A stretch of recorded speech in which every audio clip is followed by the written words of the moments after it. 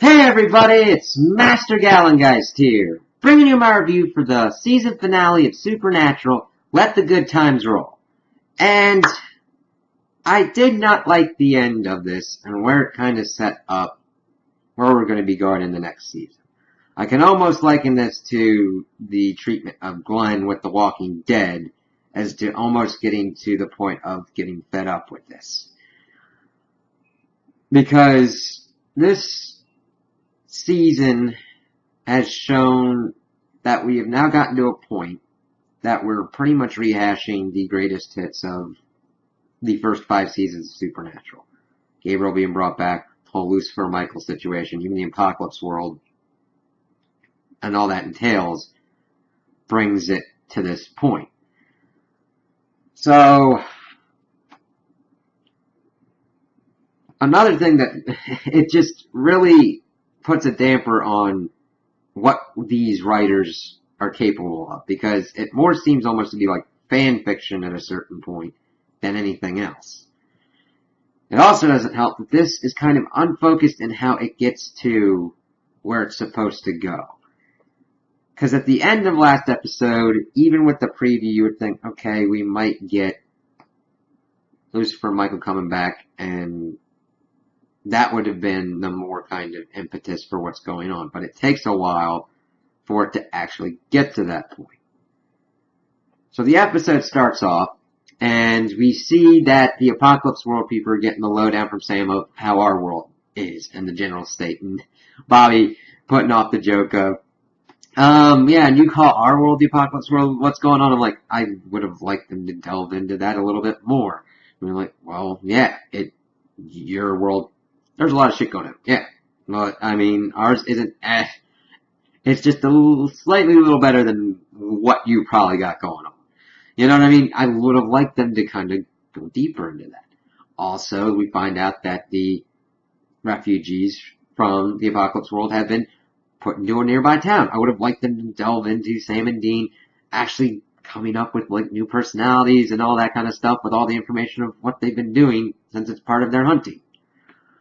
We also get the lowdown that Ketch has gone off somewhere for essentially plot reasons, saying that Rowena and Charlie, Apocalypse World Charlie, have teamed up and just gone off to the southwest.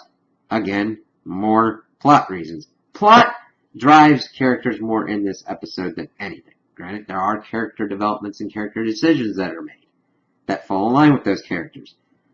But I still feel more that the plot demands that these things happen more than anything. So that's all kind of set up. We get Dean talking to Jack because Jack is having nightmares and screaming in his sleep pretty much. And they just kind of talk about it, how Jack beats himself up for not being able to save people, similarly to Dean. What I would have rather have Dean gotten into, though, would have been how he's been to hell and everything, and how all the other stuff that he's gone through, and that he kind of understands what Jack has gone through being in the other world and having all those experiences, post-traumatic stress. I liked how they put that into Jack's character, and it's even more disturbing once you think he's not even really a year old yet. So, that's some kind of big things going on. So, while Mary and Bobby are going off on their way, we find that one of the Apocalypse World people has been murdered. And who did this? It doesn't really look supernatural. What's kind of going on here? They, of course, try and figure out what's going on. They talk to the victim's friend and find out that she was going on a date with this dude from a gas station nearby. Jack, of course, goes out and goes pretty much Hambo mode on the dude, slamming up against the wall and everything, and pretty much getting ready to kill him. But, of course, Sam, Dean, and Cass come, and Dean's way to get his attention is to shoot him. He, of course, stops at that point and goes, like, you shot me. He's like, listen, Jack, look at the dude. There's no way he could have done that to Maggie. And he's just pissed off at himself again because he's hurt someone because he's gotten into a kind of fight or flight response since he's been born. And that's been kind of exacerbated by the Apocalypse world. So he goes to storm off, and Cass makes to go after him, but Dean goes, let him have his thing. So he goes off, and he's pissed off at himself from always harming people, and I like this kind of humanizing aspect of Jack. Another kind of dimension. I just wish we had more time to go through it and seen this more throughout the season. Of course, this is when Lucifer pops up and pretty much worms his way into Jack's graces at first. Talking about how Sam lied and left him on the Apocalypse world, but that he was able to get back, and that him and Jack should just kind of leave. Wander the universe and everything. I don't know. Do everything kind of. He's like, oh, like Star Wars? Like, yeah, I can make you a lightsaber, I can make you a Wookiee and everything. Kind of homing in on his childish innocence that he could have. And Jack is almost ready to accept this, but saying, you know what, I kind of want a favor from you. He goes, okay. Takes him to the bunker and asks Lucifer to resurrect Maggie. He's very hesitant. And we learn that later on, but he's like, well, I'll bring her back, but sometimes they don't come back quite the same. This, of course, it works. Nothing really weird happens at first, but then Jack and Lucifer leave. This, of course, upsets Mary and Bobby, who were there. And while this is going on, we see that Michael has come as well. He came at the gas station, though, and we saw everything shaking and all that. Sandy and Cass are just barely able to escape because they use the holy oil from the Impala to kind of stymie Michael, and they buzz off. They're able to get back to the bunker and learn that Jack has gone with Lucifer. They're kind of talking about what's happened. They talk with Maggie. Sam talks with Maggie and figures out that she knows who killed her, but not the face, but saw the eyes. I'll give you 2 guesses. Lucifer, of course. It's just the way that it's handled and the kind of unfocused nature, at least at first, of where it's kind of leading and how it was put into it, just really threw me the wrong way. We didn't really have a clear goal of how we were getting to the end of the season, even preceding this episode, but even in this episode, that's not a very well-structured season finale, in my opinion. It's not horrendous, but I'm like, oh, okay, the impetus for everything going on is this murder of some nobody. It could have been done in a better way, a much better way. Hell, even just Michael and Lucifer popping up into the bunker would have been better to just set it off and actually get us into the action. So, they're getting ready to go, and Lucifer's feeling all good about it and all that, but Michael, of course, has made his way to the bunker and is pretty much getting ready to kill people. He's getting ready to kill Dean, saying, I'll kill you, and you'll be the first soul that I save. Okay, but you still have a problem, Michael. You're going to try and save people in this world? Yeah, that's kind of cool. You kind of need heaven to do that.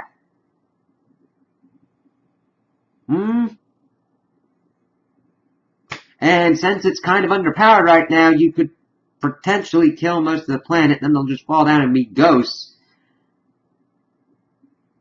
And that'll be really screwed up. So Chuck's going to have to be into that. Kind of handle it. To get Jack to come back, pretty much, Sam prays to him about what's going on, and that's when they pop up. Jack just fucking dominates Michael and pretty much takes out his meat suit. Which I'm going, oh, I wonder where this is going. Of course, Lucifer pops up. Jack has learned that Maggie was killed by Lucifer. Jack confirms this by OP in power Lucifer and getting him to tell the truth, which was freaking great. And then he's going, you're a monster and everything. You know what? I don't need you. I just need your power. And then uses the Archangel Blade and nicks his throat and takes his grace. I'm like, well, he's now powered up to, like, Archangel plus Nephilim status. I wonder how this is going to work out. I'm like, wow, Jack. He does heal Jack, though. And then he's, like, going off to teleport. But, of course, it's Jack and Sam that get teleported. And now we're getting to the point of, okay, how do we deal with this threat? Lucifer is now pretty much, I don't know if double-powered would have been the right word, but it looks like Jack has now been made into a human, which was the whole kind of problem that we were trying to deal with in the beginning of the season. And we figure out that the only way to beat a juiced up Lucifer would be to use Dean as the vessel for Michael, because Michael's meat suit has been damaged, and Dean is the sword of Michael.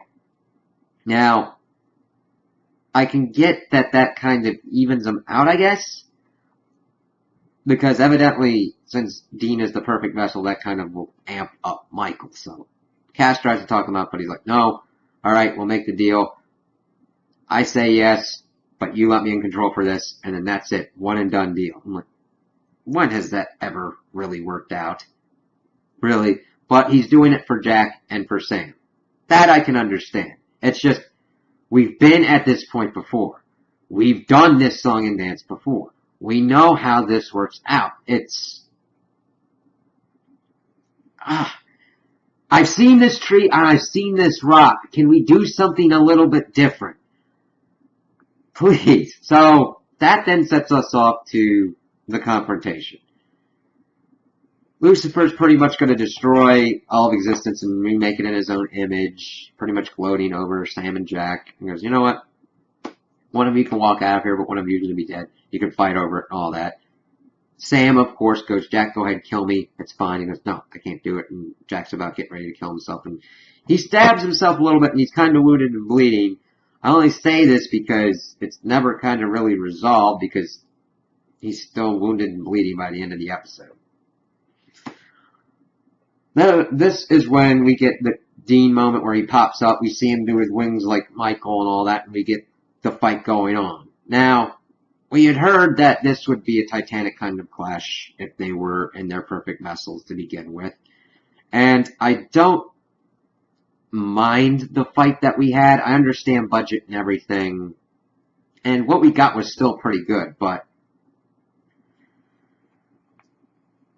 you kind of have to watch and manage your people's expectations and your audience's expectations when you're building up these kind of epic fights. And this was still pretty good. It was interesting seeing Dean kind of fighting like an archangel and using the powers and everything. They were flying up and punching and beating each other, and Lucifer still had the upper hand. And he was about to pretty much just palm Michael and Dean away with the forehead kind of thing. I'm like, okay, wow, he's so powerful, he's just going to pretty much exercise you out and just, like, burn you out. But, of course, Sam slides under, tosses in the Archangel Blade, and Dean stabs Lucifer. And Lucifer's killed. Because we even see the burnt-out wings. Now, since we have the multiverse, anything can pretty much be undone, or any character can be brought back. We've seen this with Bobby, we've seen this with Charlie. It would not surprise me if we got into a point where we find another Mark Pellegrino Lucifer from another dimension and bring them in. Because I know the writers would pull that kind of stuff. I felt that this was a kind of cool victory, and that it was a kind of weighty victory. They have been talking about killing the devil since season 5. And they actually did it. That's a big thing. I just wish we had come to this point in a way that felt a little bit more satisfying. And not that I don't mean like satisfying of the consequences that Dean has. It's just I know that those consequences are coming and that eventually it's going to be reset to 0. So my theory about kind of like the heaven and hell kind of thing, that didn't completely pan out, but I kind of knew that something was going to be going on with Dean potentially being a vessel of Michael again. So Michael pretty much reneges on the deal, takes over Dean, and flashes out, and we see him dressed up in kind of fancier outfit, and that's pretty much it. It really kind of... I'm just like, we're going to be doing this? So what's going to be this whole next season that's coming up? I just kind of going fed up and going, what's going on? Now, they could eventually be doing a heaven hell kind of thing with Sam and Dean, which, to be clear, I don't want that. I don't. Now, granted, if they became, like, Uber people and were technically the supernatural multiverse kind of squad going around hunting things, different kind of level, would still work. But I don't trust the writers. They have not been doing very well in execution of what's going on and delving very well in the characters. So I was not very happy with how this ended. And that's not because it wasn't the ending that I wanted, like Sam and Dean and Cass and Jack go up and retire like Dean was talking about in the beginning of this episode. No. I can understand some of the most favorite things that I've had are things that I didn't like happening, like in Game of Thrones when everything's been going on. Like when Robb Stark made his fatal mistake and entered into the Red Wedding. I didn't like it, but it was a great ending that happened to him because it built upon character consequences, not because the plot demanded it. It demanded it because all the characters' decisions led to that point. This is not as executed like that from a character perspective. And it doesn't help the fact that I've also learned that Wayward Sisters is not being picked up by CW, so we have now gotten to a point where we keep having backdoor pilots, because there's also that mobster one, that take away an episode of a season. We could have used that for better advancement for characters and plot and pacing, and now it was just like, guess what? Didn't mean anything. Sorry that's just, I was looking on Facebook and I saw that they were doing a campaign to save it. I'm like, I thought that was like a done deal.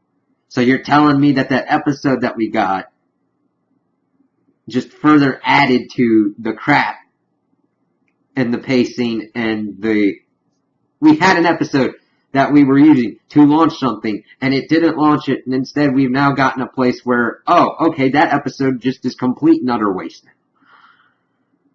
now. That is the problem with this, and I don't know. So now we're essentially going to be having almost a what if scenario of what would have happened if Michael had won and stayed out of and was not in the cage. So now we'll have to see what he has to deal with. And potentially it's going to be even kind of worse.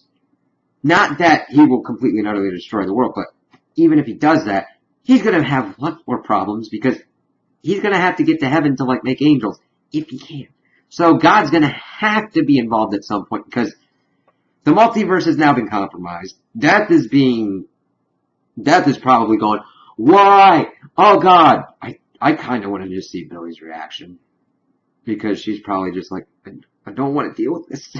I don't want to deal with this because that's the kind of stuff that, yes, that's the interesting stuff, but we'll have to see what they do. I'm irritated and I don't know what's going on anymore, and I don't know if I care anymore. I do care to a certain extent because I love Sam and Dean, and I know these characters and these actors deserve better, so we'll have to see what happens. So those are my opinions on the episode. Tell me what you guys think in the comments below. If you liked it, if you didn't like it, if you agree with me, if you disagree with me.